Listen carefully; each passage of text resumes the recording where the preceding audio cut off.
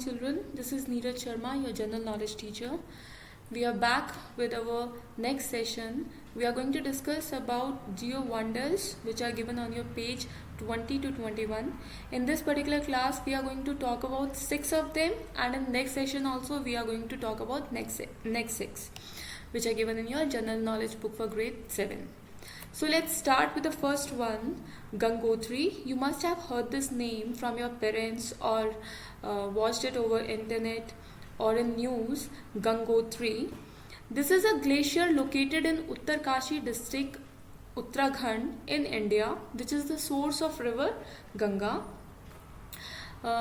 This is actually a small town which is centered around the temple of Gangotri, and it is one of the holy places among the 4 dhams, and it is also one of the highest and most important temple of river Ganga, which is worshipped as a goddess in India.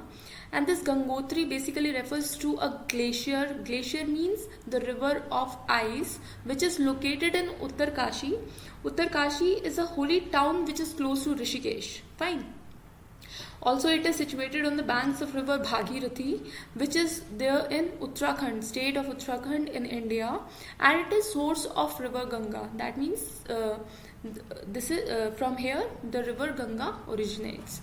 So Gangotri is a glacier, is a river of ice which is located in this district of Uttarakhand, India, which is the source of river Ganga. Fine.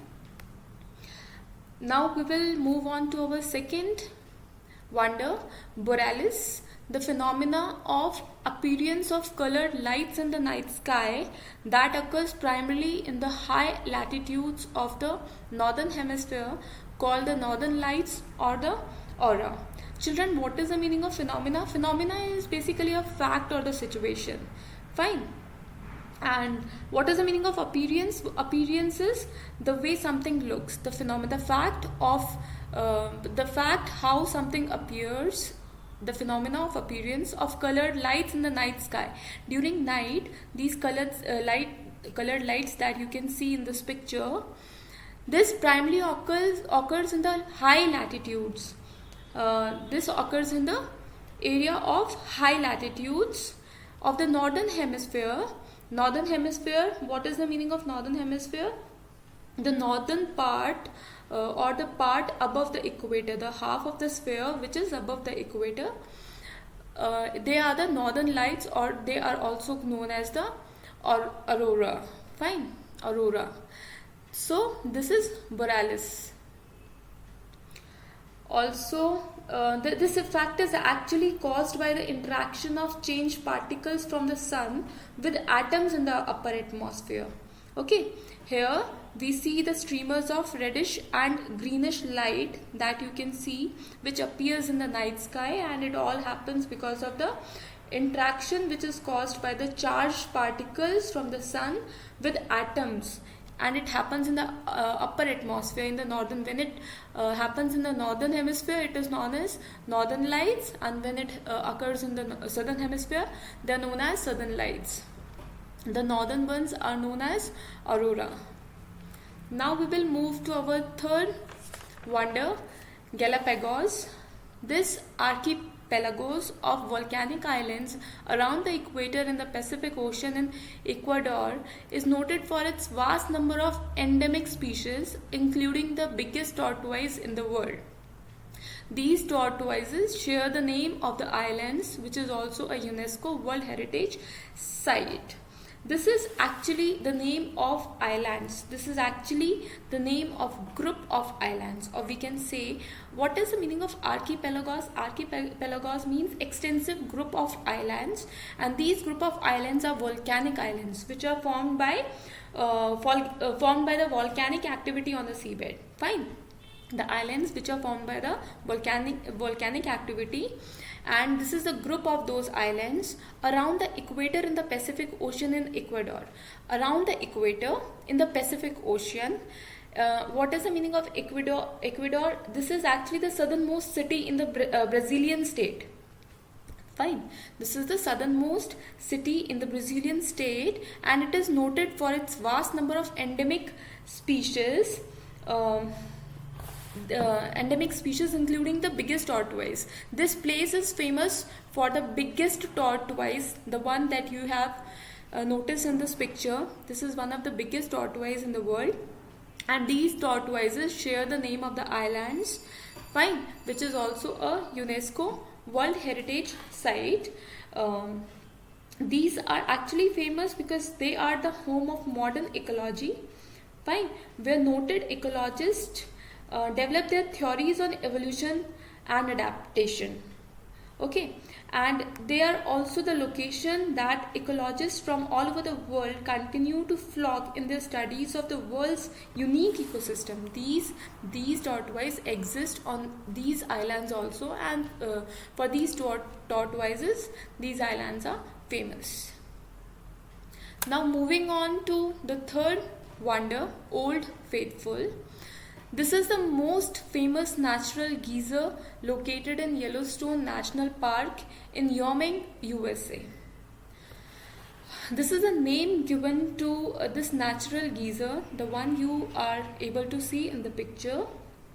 What are the natural geysers? They are actually hot springs that threw up a jet of hot water. They throw up the hot water jet above, and these are the natural geysers.